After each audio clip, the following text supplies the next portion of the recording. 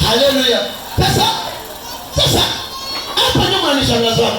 Mungu mnapatia watoto majina za bastari amjue maana yake nini. Mnaacha jina tabasi ya Delila mu Biblia. Njoo iko mu Biblia. Tunampatia basi ya Delila. Delila kwa jina mbaya. Pia alifanya kanyo vya mbaya. Haleluya.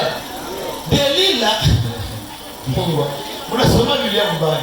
Delila haiko jina ya nini? Ya mbaya.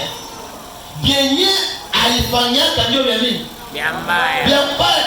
Siku unaweza itwa furaha. Haleluya. Lakini yenye utafanya nyuma ya ile jina bina deforme jina. Hautanisikia. Jina la Bwana libarikiwe. Jina la Bwana libarikiwe. Mwache kuparamia majina.